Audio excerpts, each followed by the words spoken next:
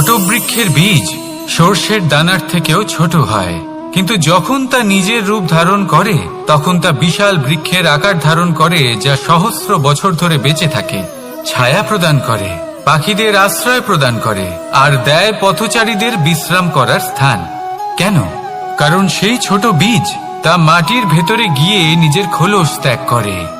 অন্ধকারে থাকে সে, যতই আলো আসুক না কেন, যতই বর্ষা আসুক না কেন, সব সহ্য করে।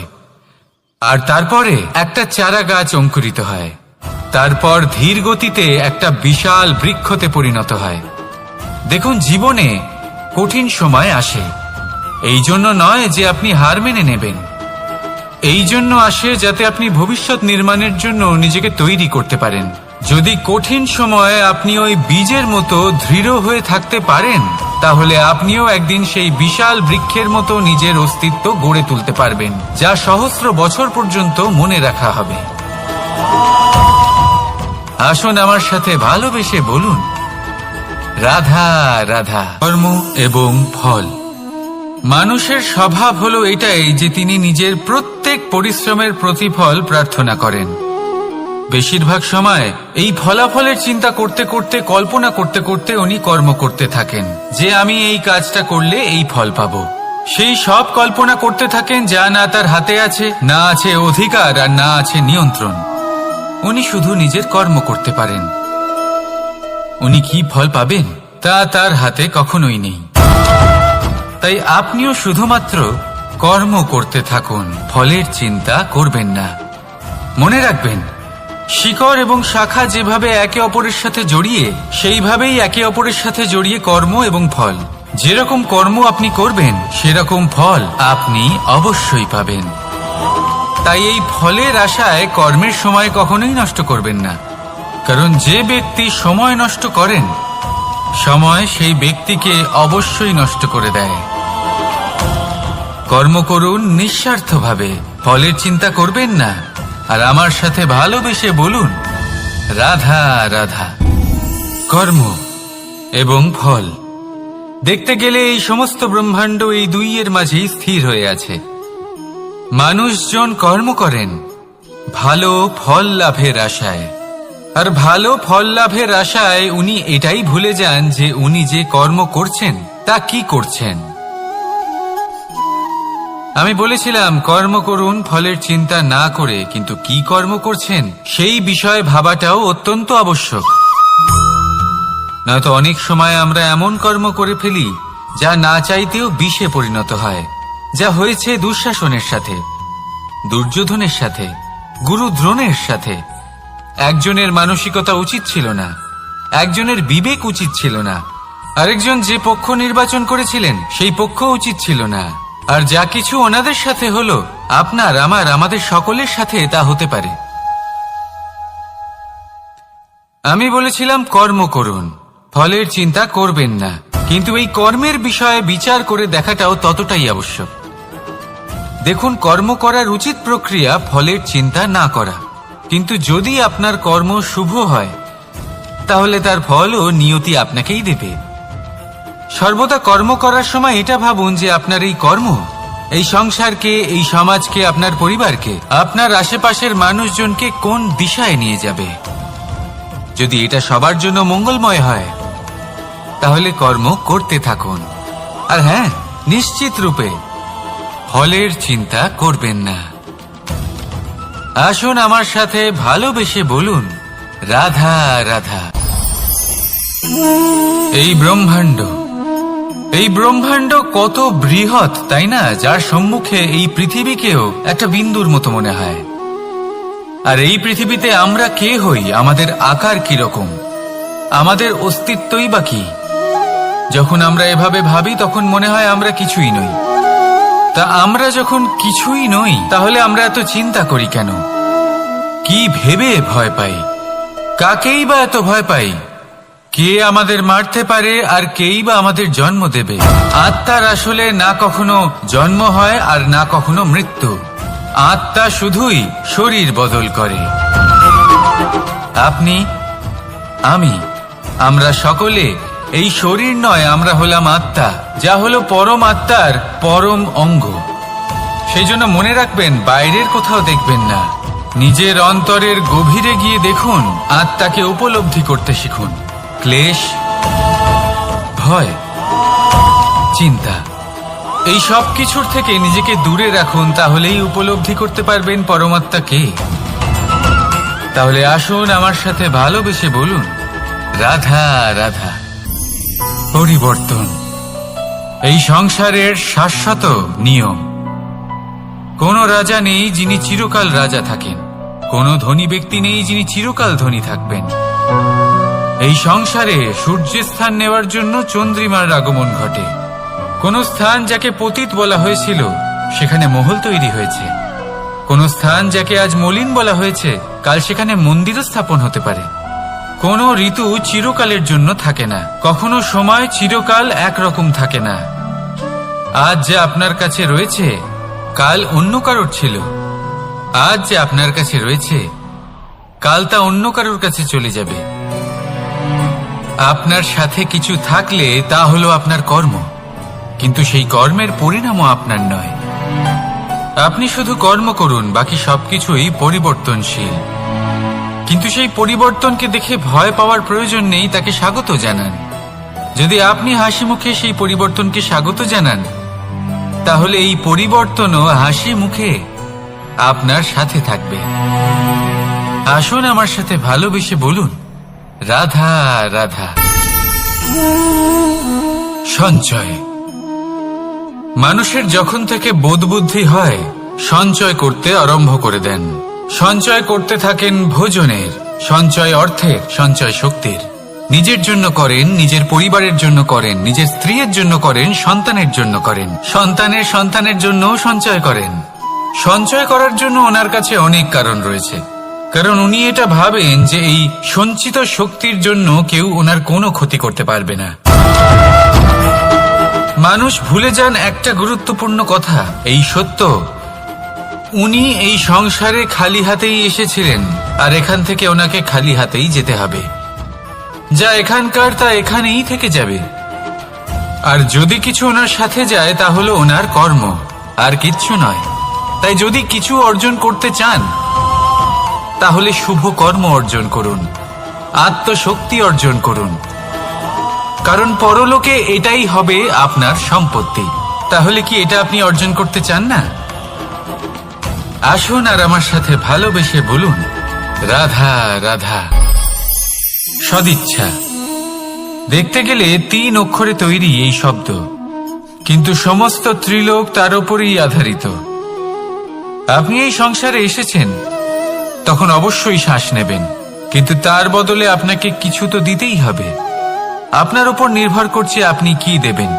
কি দেবেন এই সংসারকে, এই সমাজকে, নিজের পরিবারকে, আর তার বদলে কি নেবেন। যশ, দুজনেই সমুদ্র পার করেছিলেন, শুধু পার্থক্য ছিল সদিচ্ছাকে বোঝার লক্ষ্যের। অনেক মানুষের যাত্রা একরকম হতেই পারে, কিন্তু আনন্দ তখনই লাভ করবেন যখন লক্ষ্য শুভ হবে, মহান হবে। এই লক্ষ্য দিয়ে এই সংসারের কল্যাণ হবে এবং মানুষের সম্মান হবে। যদি আপনার সংকল্প উচিত হয় তাহলে আপনার লক্ষ্য উচিতই হবে, নয়তো শুধুমাত্র বিনাশ হবে। আর উচিত এটাই হবে যে বিনাশের হাত থেকে যেন নিজেকে বাঁচানো যায়, কি বলেন? তাই জীবনে যে লক্ষ্য স্থির করছেন মনে রাখবেন তা যেন শুভ লক্ষ্য হয়। যদি এরকম হয় তাহলে আপনার যাত্রা, আপনার জীবন দুটোই শুভময় হবে। আসুন আর আমার সাথে ভালোবেসে বলুন, রাধা রাধা।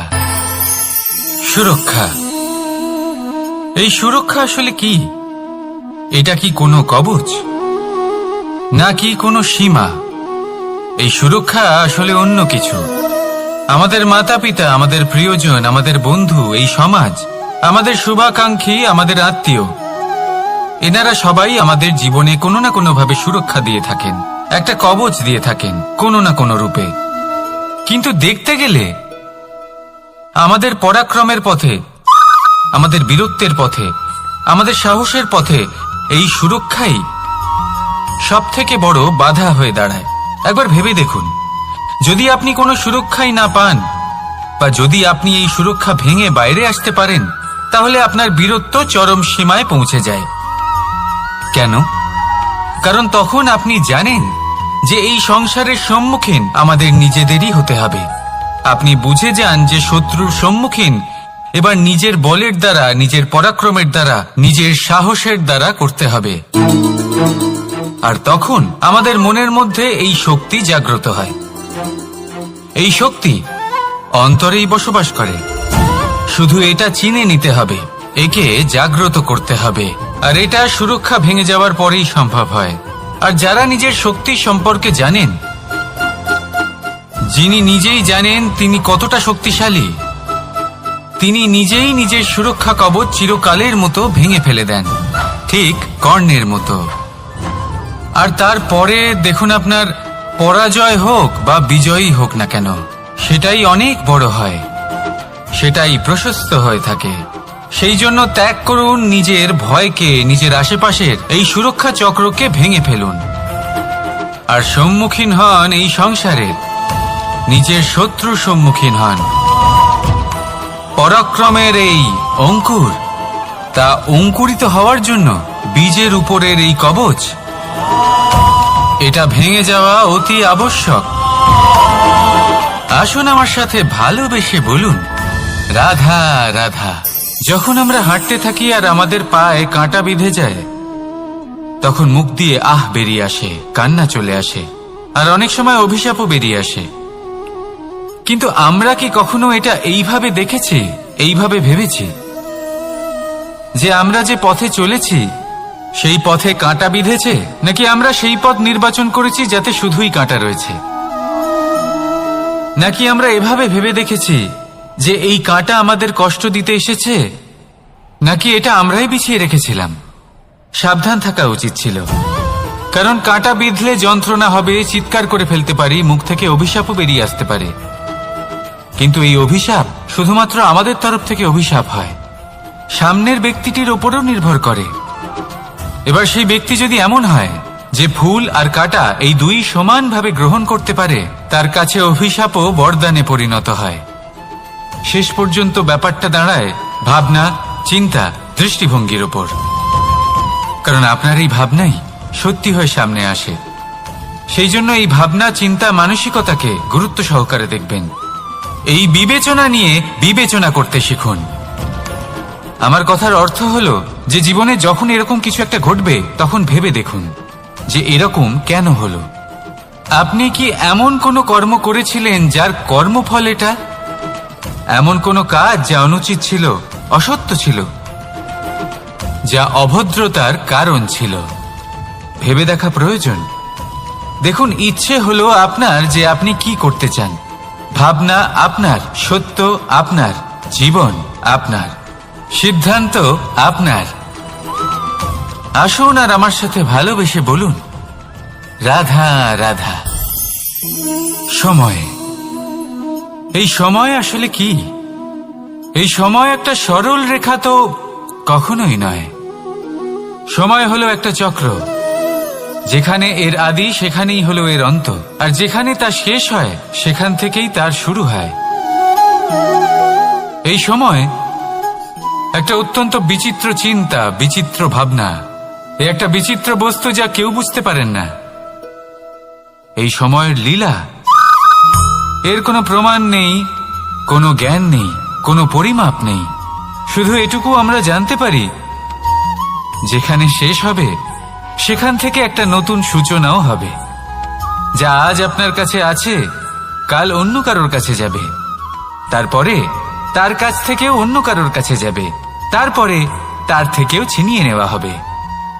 এই নিয়তির একজনের কাছ থেকে অন্যজনের কাছে আদান প্রদানের এই সময় হলো আপনার সময়। এই সময়ের সদ্ব্যবহার করুন, এই সময়কে বাঁচুন। আপনাকে শুধু এটাই সুনিশ্চিত করতে হবে যে আপনি কোন পক্ষে আছেন। আর সত্যি বলতে কি, আপনার জীবনের পরিণাম নির্ভর করে আপনার নির্বাচনের ওপর। আপনি কোন পক্ষ নির্বাচন করছেন। তাহলে মনে রাখবেন, জীবনে সেই পক্ষই নির্বাচন করবেন যা চয়ন করার পরে আপনি সুখ অনুভব করবেন, আপনি সন্তোষ লাভ করবেন। প্রসন্নতা লাভ করবেন। আর আমি এটাই সুনিশ্চিত করব যে এই পক্ষ যেন শান্তির পক্ষ হয়, এই পক্ষই যেন প্রেমের পক্ষ হয়। তাহলে চিন্তা করবেন না, আর আসুন আমার সাথে ভালোবেসে বলুন রাধা রাধা। দৃষ্টি আর দৃষ্টিভঙ্গি, এই সমগ্র লীলা হলো এই দুইয়ের। বিচিত্র হতে পারে, কিন্তু এটাই সত্যি। এবার আপনাকে একটা উদাহরণ দিয়ে বোঝাই। অনেক সময় আপনি কোনো ব্যক্তিকে এটা বলতে শুনবেন যে আমি আমার নিজের উপরে গর্ব করি, আমি নিজেকে নিয়ে গর্ব করি, আমি খুব ভালোভাবে আমার মা বাবার সেবা করি, ওনাদের আমি সবসময় সুখী রাখি, ওনাদের আমি একটা বাড়ি দিয়েছি, সকল সুখ সুবিধা দিয়েছি, ওনাদের জীবনে প্রত্যেক জিনিস দিয়েছি আর দেব যা তাদের প্রয়োজন। এবার আমাকে বলুন যে আপনি কে হন? আপনি হলেন সেই বীজ যা আপনার মাতা পিতা রোপণ করেছেন। আপনার মা বাবাই আপনাকে এই সংসারে জন্ম দিয়েছেন।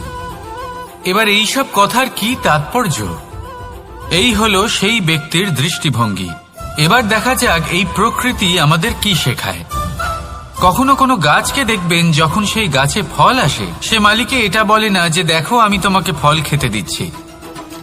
সেই বৃক্ষ এটা বলে না যে দেখো আমি তোমায় আহার করতে দিচ্ছি, কারণ ও জানে যে এটা হলো সেই মালির পরিশ্রম, এটা হলো তারই কর্মের ফল, আর এটা তারই পাওয়া উচিত। সে বলে যে তোমার জিনিস তোমাকেই অর্পণ করলাম, এ আমার জিনিস নয়। ও জানে সেই মালির গুরুত্ব আসলে কি। এটা হলো তার দৃষ্টিভঙ্গি। সেই জন্য আপনি জীবনে কোন ব্যক্তির মধ্যে, কোন পশু পাখির মধ্যে, কোন প্রাণীর মধ্যে, কোন পরিস্থিতিতে, কোন আবেগের মুহূর্তে কি দেখতে পাচ্ছেন, সেটা আপনার দৃষ্টিভঙ্গির উপরে নির্ভর করছে। তাই নিজের মনে ধন্যাত্মক ভাব জাগ্রত করুন, শুভ চিন্তা নিয়ে আসুন। এই ভাবনাই সত্য হয়ে সামনে আসবে। এই দৃষ্টিভঙ্গি এমন হয়ে যাবে যে আপনার জীবনে সবকিছুই শুভ হবে। তাহলে আসুন আর আমার সাথে ভালোবেসে বলুন রাধা রাধা। প্রতিশোধ অথবা কাউকে দুঃখ দেওয়ার ভাবনা, যদি এটা আপনার মনে থাকে, তাহলে আপনি নিজের মনেই যন্ত্রণার একটা বিশাল বৃক্ষ রোপণ করছেন, এটা মনে রাখবেন। কারণ কাউকে দুঃখ দেবার এই ভাবনা, এটা হলো সেই বীজ যা আপনার মনেই পতিত হবে, আপনার মনেই অঙ্কুরিত হবে, আর আপনার মনেই একটা বিশাল বৃক্ষরূপে বেড়ে উঠবে। জীবন আপনার, কর্ম আপনার, কাউকে দুঃখ দেবার ভাবনা আপনার ছিল, এই বৃক্ষ হলো আপনার, তাই এর ফলও আপনিই পাবেন, যা গ্রহণও আপনাকেই করতে হবে। মনে রাখবেন, যে মানুষ এটা ভাবে যে আমি ওকে দুঃখ দেব, ওকে কষ্ট দিতে চাই আমি, সেই মানুষই দুঃখ আর কষ্ট পেয়ে থাকে। যদি সেই জায়গায় আপনি এটা ভাবেন যে আমি কাউকে সুখী করে তুলতে চাই, কাউকে সুখ প্রদান করতে চাই, তাহলে তারও বীজ আপনার মনেই রোপণ হবে, বৃক্ষে পরিণত হবে, যার ফলও আপনিই পাবেন। এখানে বিষয়টা হলো শুধু মানসিকতার চিন্তা, যা সত্য হয়ে আপনার সামনে আসে। তাহলে এই মানসিকতা শুভ করুন, সবার জন্য মঙ্গল কামনা করুন। অন্যের মনে আপনার জন্য ভালো চিন্তা থাকুক বা না থাকুক, আপনি সবার জন্য শুভ চিন্তা করে কর্ম করতে থাকুন, তাহলে আপনার সাথেও ভালোই হবে। তাহলে আসুন আর আমার সাথে ভালোবেসে বলুন রাধা রাধা। সুখ আর অভিজ্ঞতা, এই দুই জীবনে একসাথে কখনোই আসে না। মনে রাখবেন, যেখানে সুখ থাকে সেখানে অভিজ্ঞতা থাকে না, আর যখন এই সুখ আমাদের জীবন থেকে দূরে চলে যায়, তখন আমাদের জীবনে আসে এই অভিজ্ঞতা। পরমাত্মা, প্রকৃতি, নিয়তি এই অভিজ্ঞতাকে আমাদের জীবনে পাঠান, যাতে আমরা একটা অত্যন্ত গুরুত্বপূর্ণ শিক্ষা, একটা জ্ঞান প্রাপ্ত করতে পারি। এই অভিজ্ঞতা আমাদের শেখায় যে অতীতে এমন কি হয়েছিল যা আমাদের করা উচিত হয়নি। আমাদের শেখায় ভবিষ্যতে এমন কি আছে যা আমাদের করা উচিত আর কি করা উচিত নয়। দেখতে গেলে এই অভিজ্ঞতা আমাদের সেই শিক্ষা দেয় যার জন্য আমরা সুখের দিকে উচিতভাবে অগ্রসর হতে পারি। সেই জন্য জীবনে যখনই দুঃখ আসবে, দুঃখের এই সময় আসবে, তখন হতাশ হবেন না। বোঝার চেষ্টা করুন এই পরিস্থিতি কেন এসেছে, কি শিক্ষা দিতে এসেছে। যদি আপনি সেই জ্ঞান লাভ করেন, সুখের পথে অগ্রসর হন, তাও উচিত রূপে, তাহলে এই অভিজ্ঞতার উদ্দেশ্য পূরণ হয়ে যায়। তাহলে আসুন আর আমার সাথে ভালোবেসে বলুন, রাধা রাধা। জীবনে শিখরে পৌঁছানোর জন্য মানুষের কি প্রয়োজন হয়ে থাকে? সিঁড়ির। কিন্তু তাও প্রত্যেক মানুষ, প্রত্যেক ব্যক্তি শিখরে পৌঁছতে পারেন না। এর কারণ কি? কারণ একটা হতে পারে যে মানুষ কল্পনা করতে থাকেন কিন্তু সিঁড়ি খুঁজে পান না।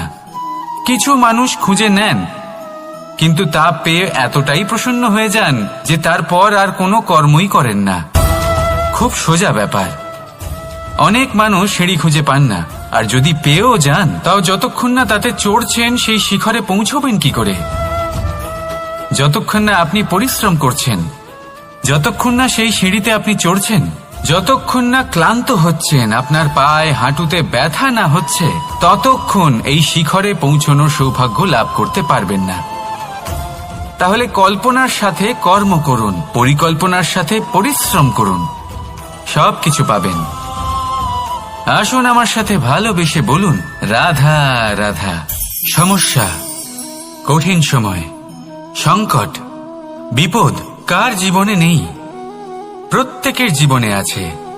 কিন্তু আমাকে একটা কথা বলুন, যদি নৌকায় ঢেউকে ভয় পেতে শুরু করে তাহলে সাগর পার করবে কে? কখনো কোনো ছোট্ট পিঁপড়েকে দেখেছেন যে আকারে হয়তো ছোট হতে পারে কিন্তু বড় শিক্ষা দিয়ে যায়? কিন্তু আমরা শিখি না। এবার দেখুন একটা পিঁপড়েকে যে ভোজনের খোঁজে বাইরে বের হয়, একটা ছোট্ট দানা তুলে নেয়। ছোট দানা তোলে কারণ তার থেকে বেশি সে তুলতেই পারবে না। সে দানা নিয়ে চলতে শুরু করে, কোনো দেওয়ালে উঠে পড়ে, আবার পড়েও যায়। সেই দানা দূরে কোথাও একটা পড়ে যায়, তা আবার খোঁজে, তুলে নেয়, আবার চলতে থাকে। পড়ে যায় আবার ওঠে, পড়ে যায় আবার ওঠে। সেই দানাটা রেখে দেয়, আবার বেরিয়ে পড়ে ভোজনের খোঁজে। পরিশ্রম করতে থাকে কিন্তু হার মানে না। এই শিক্ষাই তো আমাদের প্রাপ্ত করতে হবে। নিরন্তর পরিশ্রম আর নির্ভীক হয়ে কর্ম করে যেতে হবে। এটাই হলো সাফল্যের মাধ্যম, এটাই হলো জয়ের মন্ত্র, অচ্যুত অজয় অস্ত্র। তাহলে আসুন আর আমার সাথে ভালোবেসে বলুন, রাধা রাধা। আমরা সকলে চাই আমাদের জীবনে সাফল্য আসুক। আমরা চাই যে এই সংসারে আমাদের খ্যাতি ছড়িয়ে পড়ুক। আমরা চাই যেন আমরা আলোচিত হই। কিন্তু শুধু চাইলেই কি যায় আসে? যদি এই সংসারে আলোচিত হতে হয় তাহলে পরিচিত হতে হবে পরিশ্রমের দ্বারা। যতক্ষণ না আপনারা পরিশ্রমের সাথে পরিচিত হবেন, সাফল্যের সাথে পরিচিত হবেন না। সংঘর্ষ করতে হবে প্রতিদিন, প্রতি বছর। জীবনের সব পরিস্থিতিতেই হয়তো নতুন নতুন বাধা আসবে, নতুন নতুন বিঘ্ন ঘটবে। কিন্তু এটা আবশ্যক নয় যে সমস্ত বিঘ্ন বিনাশের জন্য আসবে। কিছু বিঘ্ন আপনার পথ প্রশস্ত করার জন্য আসবে, আপনার পথ পরিষ্কার করার জন্য আসবে। যদি আপনাকে উদাহরণ দিই, যখন বন্যা আসে, বাড়ি ঘর ভেসে যায়, তখন আমরা হতাশ হয়ে পড়ি, আমরা দুঃখী হয়ে পড়ি। কিন্তু সেই বন্যাই আমাদের সেই ধরিত্রীকে এত উর্বর করে তোলে যে সেই উর্বর অংশ কাজে লাগিয়ে আমরা সেরকম আরো 10টা বাড়ি বানাতে পারি। তাহলে ধন্যাত্মক থাকুন আর যে কোনো সংঘর্ষের জন্য প্রস্তুত থাকুন। জীবনে অনেক দূর যেতে পারবেন। তাহলে আসুন আমার সাথে ভালোবেসে বলুন, রাধা রাধা। জীবনে কখনো কখনো আমরা সেই পরিস্থিতিতে ফেসে যাই যখন আমাদের মনে হয় যে আমাদের নতুন কিছু একটা করতে হবে, কিন্তু আমরা করতে পারি না।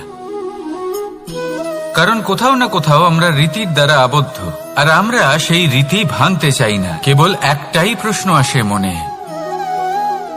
আশেপাশের মানুষ কি বলবে, আশেপাশের মানুষ কি ভাববে। আপনাকে একটা প্রশ্ন করি, কারা এই মানুষজন? আপনার জন্মের সময় এই মানুষজন কোথায় ছিলেন? যখন আপনি কোনো সমস্যায় পড়েন তখন এই মানুষজন কোথায় থাকেন? এগিয়ে এসে কি আপনাকে সাহায্য করেন, নাকি সেই সমস্যার সমাধান আপনি নিজেই করেন? এইসব মানুষজনের চিন্তা ত্যাগ করুন যদি আপনি জীবনে বাঁচতে চান। ভেবে দেখুন জীবনে কি কি শুভ আছে আর কি কি শুভ করতে পারেন। যদি তা স্রোতের বিপরীতে হয় তাহলে সংঘর্ষ করুন, কিন্তু এইসব মানুষজনের কথা ভাববেন না। ভেবে দেখুন জীবনে আপনি কি কি শুভ কাজ করতে পারেন। এটা ভাবুন যে আপনি কখনো এমন কোনো কাজ করে ফেলেননি তো যার জন্য কারো হৃদয় আহত হয়েছে। শুভর দিকে নিজের চিন্তা কেন্দ্রীভূত করুন, আপনার জীবনে সবকিছু শুভই হবে। তাহলে আসুন আমার সাথে ভালোবেসে বলুন, রাধা রাধা। আজকাল আপনি দেখে থাকবেন যে মা বাবা শুধুমাত্র সন্তানকে ভালোবাসেন তা নয়, তাদের মোহেও জড়িয়ে পড়েন। বিদ্যালয়ে যখন পাঠান তখন সমস্ত সুযোগ সুবিধা দিয়েই পাঠান। চেষ্টা করেন যে সবসময় যেন সন্তান তাদের চোখের সামনেই থাকে। কিন্তু ভুলে যান এক অত্যন্ত গুরুত্বপূর্ণ কথা, যে সন্তানকে এক নতুন দৃষ্টিভঙ্গি দেওয়াই হলো ওনাদের কর্তব্য। সেই জন্য পুরাতনকালে শিষ্যদের গুরুকুলে পাঠানো হতো, বাড়ির থেকে দূরে। কারণ বাড়ি ছেড়ে যাওয়া এক সন্তানের জন্য, এক শিষ্যের জন্য অত্যন্ত শুভ লক্ষণ হয়। যখন সে বাড়ির থেকে দূরে, গৃহস্থের থেকে দূরে থাকবে, তখন এই সংসারকে সে এক নতুন দৃষ্টিভঙ্গি দিয়ে দেখবে, পরখ করবে, বুঝতে পারবে, আর সবকিছু নিজে থেকেই শিখে যাবে কখন আক্রমণ করতে হয়, কখন পিছু হটতে হয়, কিভাবে এই সংসারের সম্মুখীন হতে হয়। আর এটা আপনার দৃষ্টি ওকে শেখাতে পারবে না, ওর অভিজ্ঞতা ওকে শেখাতে পারবে। তাই মনে রাখবেন, যদি আপনি চান যে আপনার সন্তানের বিকাশ হোক, তাহলে অনেক সময় ওকে নিজের থেকে দূরে নিয়ে যেতে হয়। যদি মোহে আবদ্ধ থাকেন তাহলে ওর বিকাশ কখনোই হবে না। তাহলে আসুন আমার সাথে ভালোবেসে বলুন, রাধা রাধা। কখনো কখনো মানুষ মনে করেন যে সে নিজেই সব থেকে বেশি শক্তিশালী, তিনি হলেন জ্ঞানী। দেখুন, এটা ভালো ব্যাপার যে আপনার মধ্যে শক্তি আছে, জ্ঞান আছে, আর এটা শুধু আপনার জন্য নয়, এই সমস্ত সমাজের জন্য, দেশের জন্য, সমগ্র পৃথিবীর জন্য অত্যন্ত আবশ্যক। কিন্তু এই কথাটাও বোঝা অত্যন্ত আবশ্যক যে এই জ্ঞান যেন কখনো অহংকার না হয়ে ওঠে। যখন মানুষের মধ্যে জ্ঞান থাকে তখন সে রাম হয়ে ওঠে। রাম, যিনি সমুদ্রের বুকে সেতু বানিয়েছিলেন, বানর সেনার দ্বারা রাক্ষস রাজকে পরাজিত করেছিলেন, আর চিরকালের জন্য সবার কাছে আদর্শ হয়ে উঠেছিলেন। আর যদি মানুষের মনে অহংকার জন্মায় তাহলে সে রাবণ হয়ে ওঠে। দেশে বিদেশে যতই খ্যাতি থাকুক না কেন, সে রাক্ষস হয়ে ওঠে, নিজের সাথে সাথে সমস্ত কুলের বিনাশ করে বসে। এবার জ্ঞান নাকি অহংকার, আপনার কি চাই সেই সিদ্ধান্ত আপনার, আর আপনার এই সিদ্ধান্তই নিশ্চিত করবে যে আপনার কর্ম কি হবে, আর আপনার এই কর্মই নিশ্চিত করে দেবে আপনার প্রারব্ধ কি হবে। তাহলে শুভ কর্ম করুন আর আমার সাথে ভালোবেসে বলুন, রাধা রাধা। যদি কোনো সিংহ বানরের মতো গাছে চড়তে চেষ্টা করে তাহলে কি হবে? একটা মাছ যদি মাটিতে হাঁটতে চেষ্টা করে তাহলে কি হবে? তারা বিফলই হবে। কিন্তু এরকম কেন হয়? তার কারণ হলো প্রকৃতির রচনা কিছুটা এরকম। এখানে প্রত্যেকটি ব্যক্তিকে, প্রত্যেকটি প্রাণীকে আলাদা আলাদা গুণের অধিকারী করা হয়েছে এবং সকলকে একটা সীমাও প্রদান করা হয়েছে। এবার এই যে বৃক্ষ, পশু, পাখি, এদের মধ্যে সেই ক্ষমতাই নেই যে এরা নিজেদের যাচাই করতে পারবে, নিজেদের সীমাগুলো বুঝতে পারবে, নিজেদের সদ্গুণগুলো চিনতে পারবে। এরা সেটা করতে পারবে না। কিন্তু মানুষ তো আলাদা। মানুষের কাছে সেই বিশেষ শক্তি আছে যে তারা পূর্ণরূপে নিজেদের যাচাই করতে পারবে, নিজেকে পূর্ণরূপে বুঝতে পারবে, নিজের দোষ, নিজের অপগুণ, নিজের সদ্গুণ, নিজেদের সীমাগুলো তারা বুঝতে পারবে। আর এটা অত্যন্ত গুরুত্বপূর্ণ। কথায় আছে যে যদি সাফল্য লাভ করতে হয় তাহলে নিজেকে যাচাই করে নিতে হবে। তাই নিজেকে যাচাই করুন, নিজের সাথে পরিচিত হয়ে যান এবং জীবনে কর্ম করতে থাকুন। সাফল্যের শিখরে অবশ্যই পৌঁছে যাবেন। আর ওখানে যদি যান তাহলে এই মন প্রসন্ন হয়ে অবশ্যই বলবে, রাধা রাধা। বনের মধ্যে যদি আপনি কোনো বিষাক্ত সাপ দেখেন তাহলে কি করবেন? আপনি তখনই তার থেকে দূরে পালাতে চেষ্টা করবেন। আর এটা কেন করবেন? নিজের রক্ষার্থে। এই কথা আমি নয় মেনে নিলাম, কিন্তু নিজের জীবনে এটা করেন না কেন? আপনি যেখানেই যান, যে স্থানেই যান না কেন, প্রত্যেক সময় প্রত্যেক মুহূর্তে এমন বিষাক্ত সাপ আপনি অবশ্যই খুঁজে পাবেন। আর সেই সাপ নয় যাদের আপনি বনে খুঁজে পাবেন, এরা হলো সেই সাপ যা আপনাকে পাপ করতে বাধ্য করবে। আপনার অন্তরের বাসনা, ক্রোধ, অহংকার, লোভ, ঈর্ষা এদের বৃদ্ধি ঘটাবে। দেখুন, বনের এই সাপ আপনাকে একবার ছেড়ে দিতেও পারে, ছোবল নাও মারতে পারে, কিন্তু এই যে পাপরূপী সাপ আছে তা অবশ্যই ছোবল মারবে। কর্ম যদি করেন তাহলে অবশ্যই ফল পাবেন। সেই জন্য যখনই কোথাও যাবেন, যদি এমন কাউকে দেখেন, যদি এমন কিছু দেখেন যে আপনাকে পাপ করতে বাধ্য করছে, তাহলে সেই মুহূর্তে সেখান থেকে পালিয়ে যান। যেমন বনের সাপ দেখে আপনি পালাতে থাকেন।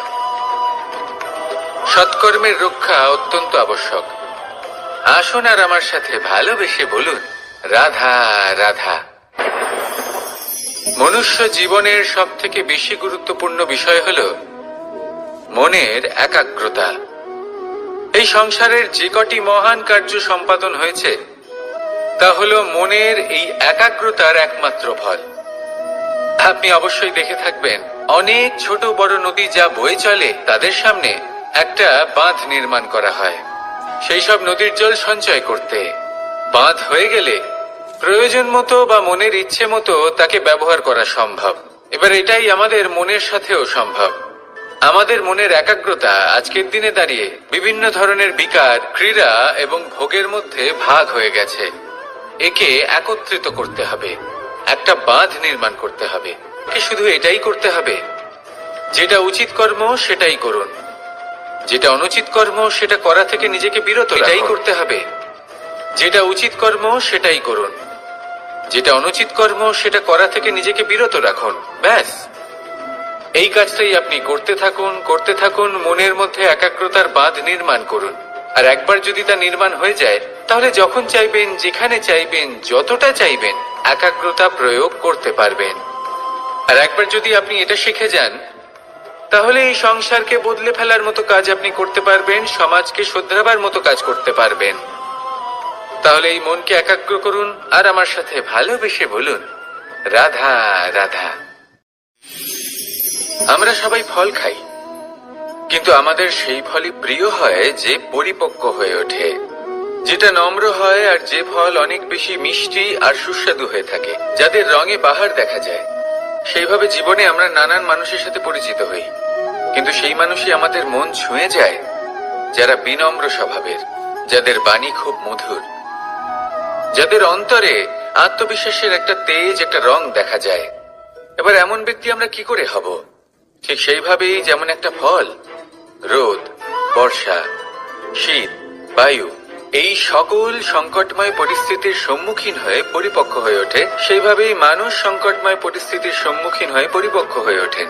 যদি এই সংকটের সম্মুখীন হন তাহলে অভিজ্ঞ হবেন, আর এই অভিজ্ঞতাই শিক্ষা দিয়ে যাবে।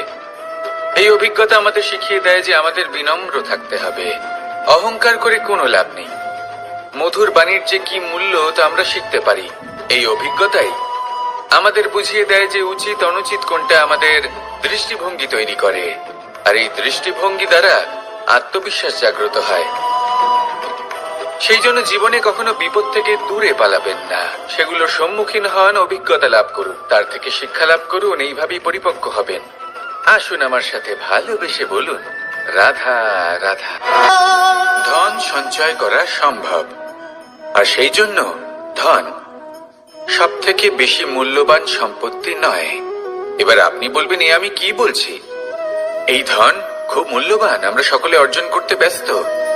সেটা এই কারণে, কারণ আপনারা জানেন না এই সংসারের সব থেকে বেশি মূল্যবান সম্পত্তি কি। এ হলো সেই সম্পত্তি যা কখনো সঞ্চয় করা সম্ভব নয়। আপনার কাছে যতই ধন থাকুক তা দিয়ে আপনি স্বাস্থ্য লাভ করতে পারেন, বাড়ি কিনতে পারেন, আদি ইত্যাদি, কিন্তু আপনি যতই ধনী হন না কেন, ফেলে আসা দিনের একটা মুহূর্ত আপনি লাভ করতে পারবেন না। এই একটা মুহূর্ত, এই সময়, এটাই হলো সংসারের সব থেকে মূল্যবান সম্পত্তি। একবার চলে গেলে তা কখনোই ফিরে আসে না। আর এই মুহূর্ত যতই চলে যাক না কেন, আমরা স্মৃতির মাধ্যমে সেগুলি যাপন করতে পারি, তার আনন্দ উপভোগ করতে পারি। আর যার সাথে আমরা সময় অতিবাহিত করেছি তার স্মৃতিতে আমরা চিরকাল জীবিত থাকতে পারি। সেই জন্য সময় সব থেকে মূল্যবান সম্পত্তি, তাকে এইভাবে নষ্ট করবেন না। প্রত্যেকটা মুহূর্ত উপভোগ করুন, আনন্দ করুন, আর ভালোবেসে বলুন রাধা রাধা। কনক, কি সুন্দর একটা শব্দ। এর অনেকগুলো রূপ রয়েছে, অনেকগুলো অর্থও রয়েছে।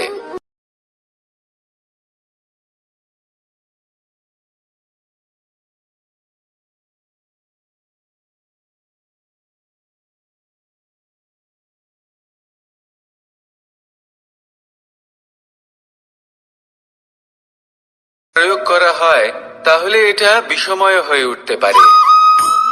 এই হলো সেই ধুতুরা যার প্রয়োগ মহাদেবের পুজোতে করা হয়। এবার প্রশ্ন হলো এটাই যে এই স্বর্ণ এবং এই ধুতুরার মধ্যে মিল কি রয়েছে। মিল হলো এটাই যে এই দুটোই মানুষকে মত্ত করে তোলে।